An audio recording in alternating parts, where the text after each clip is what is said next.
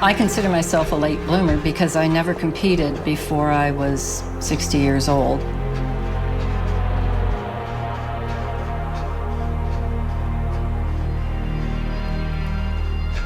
The mental part of the race is really a big portion because the training has been done. I just keep telling myself, you can do it, you can do it.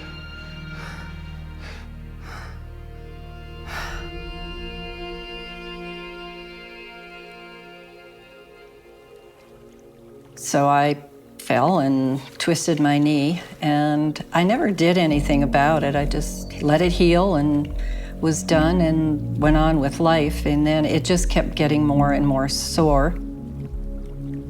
So I went to the orthopedic surgeon, and he said, you know, you really need to get this arthroscopic surgery on your knee.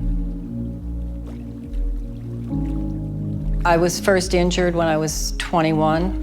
I had the surgery when I was 59. So I waited a long time, waited almost 40 years.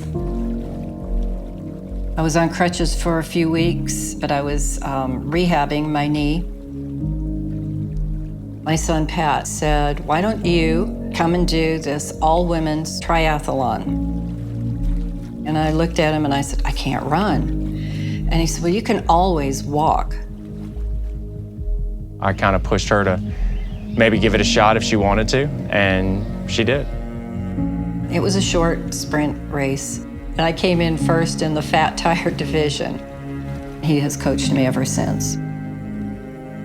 I decided I wanted to see if I could do a 70.3. I was hooked. That race, she broke a chain on the bike course and was walking her bike up the hills and then getting back on her bike and coasting down the hills. Then she qualified for Worlds. It is a full day and change of physical exertion. Kona is the granddaddy of all the Ironman races. It is 140.6 miles. It's a 2.4-mile swim in the Pacific Ocean. It is a 112-mile bike ride through the lava fields. And then there is a 26.2-mile run to finish the race. It's going to be hot, it's going to be humid, and windy. My mom, and she'll be out there 15, 16, 17 hours. My goal was to finish in the 17-hour time limit. I think I was pretty focused early on, but 5 months into training, my husband was diagnosed with lung cancer. My focus on training became second to taking care of him and making sure his needs were met. He passed away 6 weeks ago. It's been difficult. I never once questioned her mental ability to stay in the game and push through. We never really had a quit conversation. Have a wonderful day. Be careful. Russ, you may see me soon, sooner than you think. Okay. All right, I love you. Love you too. Bye. After Bill was diagnosed, one of the first things he said to me was, I want you to keep training. I want you to go to Kona.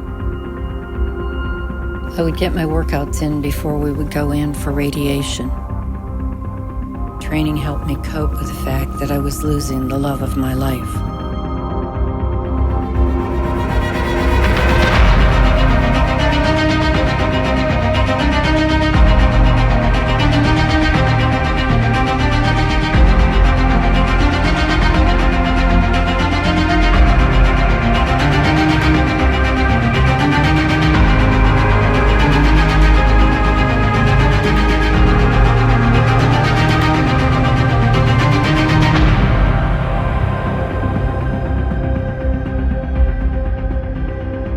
You know, triathlon is swim, bike, and run, and then the fourth discipline is mental.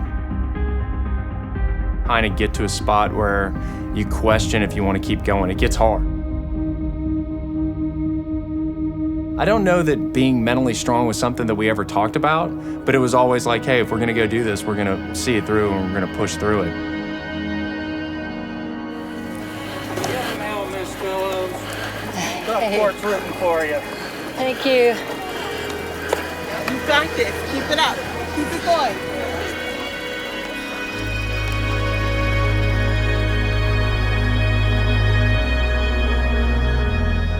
I was going to think of a different friend each mile of the race. And the last mile, I think I'll think about Bill.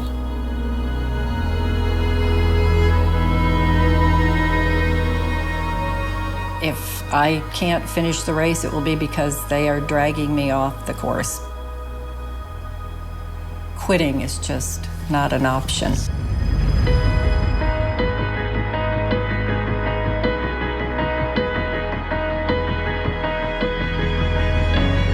To me, mental toughness is sometimes not even considering what the options are, right? It's not about necessarily coming up to an obstacle and pushing through it, as it is not seeing things as obstacles.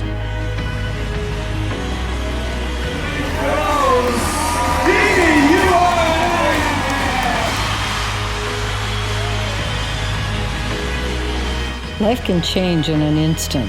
How you deal with it is what makes you who you are. Strength, I think, is more of a mindset than a physical ability. If you make up your mind, you can achieve just about anything.